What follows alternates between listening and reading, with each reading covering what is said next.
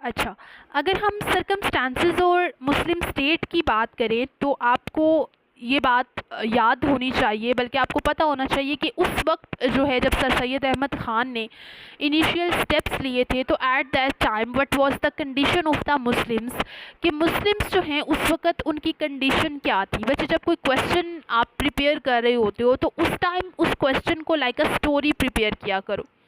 आपको इस बारे में आइडिया होना चाहिए कि अगर हम एजुकेशनल मूवमेंट्स के बारे में पढ़ रहे हैं या अगर हम मुस्लिम रिफॉर्मर्स के बारे में पढ़ रहे हैं तो उसमें हर एक मुस्लिम रिफॉर्मर का क्या पार्ट है, क्या रोल है, उन्होंने कौन कौन सी बुक्स लिखी, उनका क्या इरा रहा, और मोस्ट इम्पॉर्टेंट थिंग कि अगर उन्होंने कोई भी वो रिफॉर्म्स कोई भी लेकर आए तो वो रिफॉर्म्स का एक्चुअल में एज मुस्लिम्स को क्या हासिल हुआ। अब ये चीज़ें ऐसी हैं जो रिपीट हो रही हैं, लाइक एग्जामिनर जो है वो स्टैटिक पोर्शन में से आपको बार बार क्वेश्चन दे रहा है। अब मेजर जो प्रॉब्लम आता है, ऑब्स्टेकल आता है, वो ये है कि जो स्टूडेंट्स हैं वो ये सोचते हैं कि अगर हमने प्री पार्टीशन हम रहने देते हैं, हम जस्ट पोस्ट पार्टीशन पे फोकस करते हैं, हम डायनेमिक पोर्शन पे फोकस करते हैं ताकि हमारा करंट अफेयर्स भी हो जाए और हमारा पाक अफेयर्स भी हो जाए। अब एक लिहाज से तो बात ठीक है कि जब आप डायनेमिक पे फोकस करते हो तो आपका करंट भी होता है, आपका पाक भी होता है, but what about the static portion. अगर आप स्टैटिक पोर्शन करते हो, प्री पार्टीशन करते हो, तो बच्चे आप अपने मार्क्स को सिक्योर कर रहे हो, आप अपने मार्क्स को बढ़ा रहे हो। तो ये हमेशा याद रखना। देखिए, इतनी सिंपल सी चीज़ें हैं। हमने कल जो है वो मोहम्मद बिन कासिम से लेके जो लास्ट मुग़ल डायनेस्टी थी, हमने प्रॉपर कॉलम्स की फॉर्म में, स्केच की फॉर्म में पढ़ लिया, ठीक है। लेटर ऑन जो है वो हमने मुस्लिम रिफॉर्मर्स पढ़ ले। आप कह सकते हो कि सूफीज़म जो थे, जितने भी सूफिया कराम थे, हज़रत शाह वलीउल्लाह और इसके अलावा दीगर जो थे, हमने वो कल कवर किया। अब आज जो है वो हम 1857 टू ऑनवर्ड्स करें, और इसमें जो है वो हज़रत ये जो सर सैयद अहमद ख़ान जो हैं इनका ज़्यादा बेसिक रोल है। तो पहले तो हमने इनके इंट्रोडक्शन के बारे में पढ़ लिया, थोड़ा सा जो है वो हमने इनकी अर्ली एजुकेशन के बारे में पढ़ लिया, इनके बैकग्राउंड के बारे में रीड कर लिया। And now we are moving towards the circumstances which were facing by the Muslims, जो एट द टाइम मुस्लिम्स जो हैं वो फेस कर रहे थे। अब अगर हम बात करते हैं, अच्छा, एक और बात आपने याद रखनी है कि ये जो मैंने रेड लाइन में लिखा है विलियम हंटर्स की ये कोटेशन है। तो बच्चे, इस तरह की कोटेशंस जो हैं, कोट्स जो हैं वो आप बेसिकली ऐड कर सकते हो। ये कोट्स जो हैं वो आपकी क्वेश्चंस की जो आंसर्स हैं उनकी ब्यूटी को इन्हांस करती हैं। मैंने आपको ऑलरेडी बताया था, I have already described in previous lecture कि आप लोगों के लिए मैप्स बनाना कितने ज़रूरी हैं, बट हर क्वेश्चन में map banana is not important, that's too much ridiculous thing. Like आप हर क्वेश्चन में मैप को इंक्लूड कर रहे हो। अगर मैप इम्पॉर्टेंट है तो बनाओ, अगर नहीं है तो it's okay. Same goes to here. अगर कोट लिखना इम्पॉर्टेंट है, आपको लग रहा है कि कोट आप लिख सकते हो, वहाँ पर कोट फिट हो रही है, तभी आप कोट लिखोगे।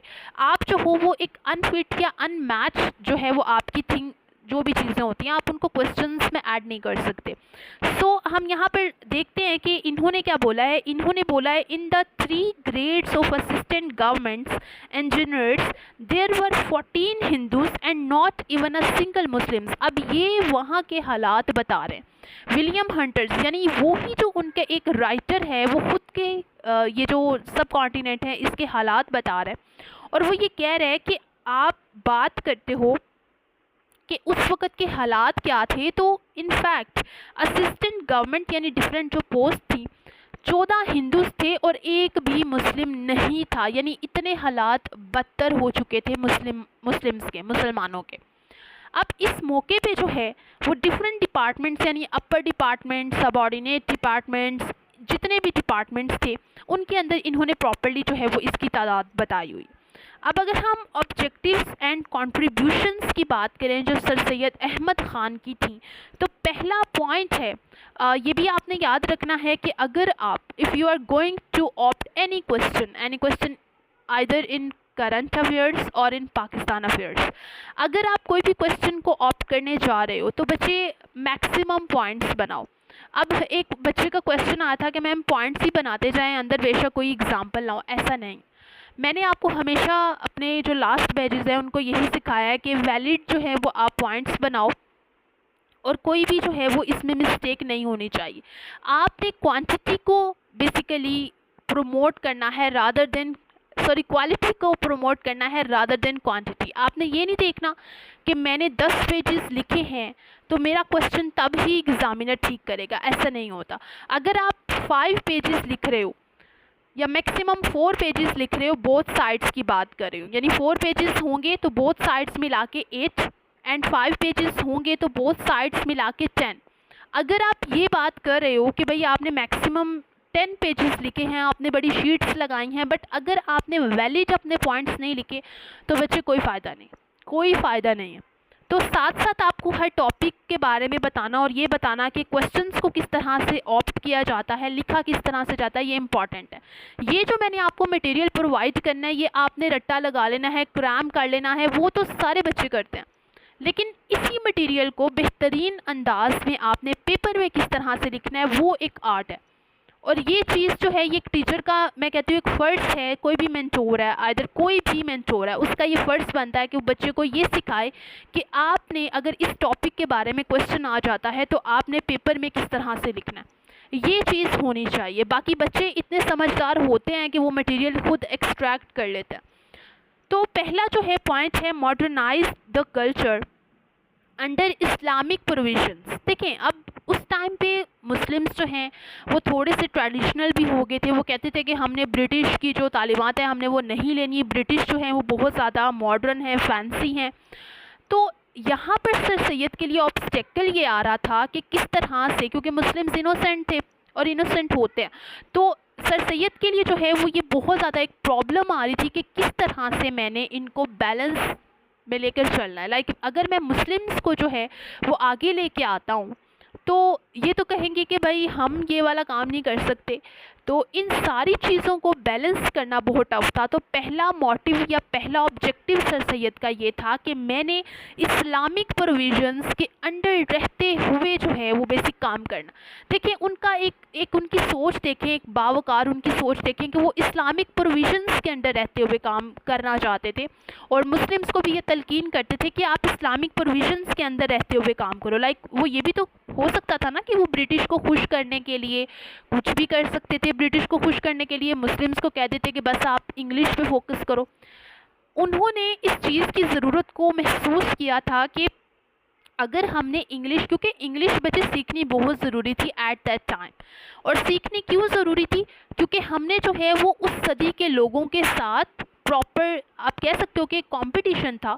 मुस्लिम्स पस्ती में चले गए थे या मुस्लिम्स बॉटम लेवल में चले गए थे, तो वहाँ से आपने किस तरह से अप होना है, वहाँ से अर्जमेंट आपकी किस तरह से आनी चाहिए, that was the biggest question. और ये एक बहुत बड़ा डिलेमा था, चैलेंज था सर सैयद के लिए। तो इस सारे चैलेंज को किस तरह से सर सैयद ने कोप अप करना था, ये चीज़ ज़्यादा ज़रूरी थी। अब सेकंड पॉइंट आता है एजुकेशनल अपलिफ्ट। 7th स्टैंडर्ड से पढ़ते आ रहे हैं कि कब जो है वो उन्होंने गुलशन स्कूल मुरादाबाद को कायम किया या इनॉग्रेट किया। उसके बाद विक्टोरिया स्कूल इन गाज़ीपुर कब बना। अब इसको लिखने के लिए 2 तरीके हैं, पेपर प्रेजेंटेशन। समझ रहे हो? Are you getting my point? सब लोग सो के तो नहीं बैठे हुए, समझ आ रही है? साथ साथ मुझे आप टेक्स्ट कर सकते हो बच्चे, कोई प्रॉब्लम नहीं है। उस पर आप चैट बॉक्स पे जो है वो टेक्स्ट कर सकते हो, ठीक है। तो अब देखें यहाँ पर एक बच्चा, जो ये जो लाइन है ये देखिए सबने यही लिखनी है। सबको पता है कि गुलशन स्कूल कब बना है, सबको पता है कि विक्टोरिया स्कूल कब बना है। अब डिफरेंस कहाँ पे आना है, डिफरेंस क्रिएट कहाँ पे होना है? डिफरेंस क्रिएट होना है जब एक बच्चे ने अपनी पेपर प्रेजेंटेशन को देखना। एक बच्चा आता है वो इसको एक ग्राफिक फॉर्म में लिख देता है, यानी ग्राफिक्स के तौर पर इसको रिप्रेजेंट करता है। एक बच्चा उसने ऐसे लिखा है जैसे आपके सामने मैंने लिखा हो। अब डिफरेंस तो होगा, जो बच्चा ग्राफिक फॉर्म में रिप्रेजेंट करेगा एग्जामिनर के लिए इम्प्रेसिव होगा और एग्जामिनर के लिए एक कैची जो है वो उसका पेपर आएगा। ऑन द अदर हैंड दूसरे बच्चे ने भी सेम इन्फॉर्मेशन लिखी है। प्रॉब्लम कहाँ पे आएगी कि हो सकता है एग्जामिनर पेपर प्रेजेंटेशन के लिए क्वेश्चन का 1 नंबर एक्स्ट्रा उस बच्चे को दे दे जिसने ग्राफिक फॉर्म में लिखा है। तो ये चीज़ें आपके लिए मैटर करती हैं पेपर प्रेजेंटेशन, ये तो आप याद कर लोगे। But what about the paper, इस क्वेश्चन को पेपर में लिखोगे तो किस तरह लिखोगे? तो ये चीज़ें आपको जो है ये जहन में रखना ज़्यादा ज़रूरी है। अब ये मैंने सारे का सारा आपको जो है वो एक स्केच फॉर्म में दे दिया हुआ है, इसको मैंने आप कह सकते हो कि हाईलाइट किया हुआ है, यू कैन सी हियर। तो उसके बाद सर सैयद अहमद ख़ान ने ना सिर्फ एजुकेशनल अपलिफ्ट हुआ था बल्कि इकोनॉमिक अपलिफ्ट भी किया था, पॉलिटिकल अपलिफ्ट भी किया था, सोशली जो मुस्लिम्स का मोरल लेवल है वो हाई भी सर सैयद ने किया था। ठीक है, तो ये सारी चीज़ें जो हैं वो स्टेप बाय स्टेप हम मज़ीद चीज़ों को भी क्लैरिफाई करते हैं।